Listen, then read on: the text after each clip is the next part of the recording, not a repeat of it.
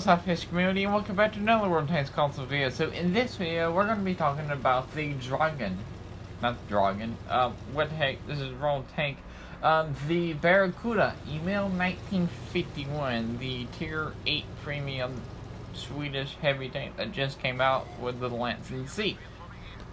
So, I'm going to be talking about, should you buy this tank or should you not? Is it worth it? Is it not worth it? And what's my opinion about the tank? And 5 reasons why you should buy it and 5 reasons why you should not.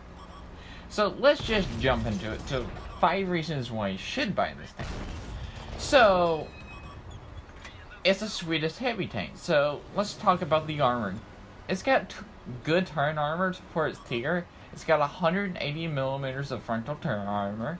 That's pretty good slanted, especially when you use your 12 degrees of gun depression your tank actually has. You got 180 millimeters of armor at the front, 35 at the side, and 20 at the back, which are both poor. The sides and back are very poor. Second reason is you have 12 degrees of gun depression, like I mentioned. So your turn armor and your 12 degrees of gun depression work hand in hand. And number 3. Your damage is pretty good. Remember, you are a 3-shot autoloader.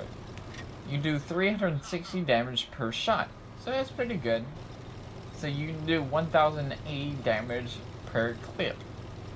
Number 4, you're pretty fast. You go 45 forward and 16 backwards. The reverse speed is not all that great, but the top speed is pretty good at 45 kilometers going forward. And number 5, your shell velocity. You have pretty good shell velocity for your standard at 1080, which is anything above 1000 is pretty good. And your premium runs is at 1350, and your high explosive is pretty fast at 900. And now let's talk about 5 reasons why you should not buy this tank. Number 1, remember that turn armor I said you had? Well, guess what? That turn armor is usually considered useless if you start fighting 9s and 10s, especially if they start firing premium rounds. They're going to go straight through your target, even if you're using your 12 degrees of gun depression. Just remember, this is just like an Emil 1. Play this tank just like an Emil 1. Number 2, this tank is only good when it's top tier and it's hull down. Your whole armor sucks. You may have 100 millimeters of armor at the front, but it's pretty flat and people can go straight through it.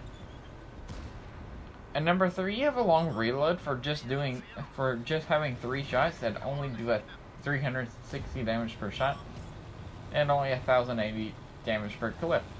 You have a 35-second reload, and remember, the Emil 1 has a 4-shot clip with 32 seconds reload, and it does 320 damage per shot.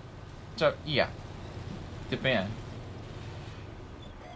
Number 4, your DPM sucks. You have terrible DPM at 1,598.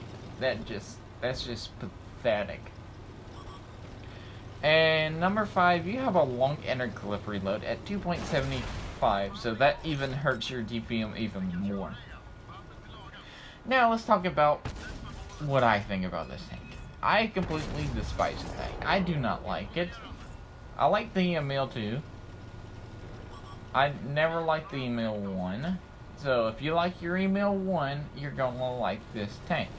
I don't like this tank because I like to go hold down. Well, I expect the Swedish heavy tanks to go hold down and be impenetrable, right? At any tier. But this one doesn't do that. And it just has a long reload for a little amount of damage, and I don't like that. And yeah. Oh yeah, did I also forget to say this tank carries 75 rounds? Because I think I forgot to say that.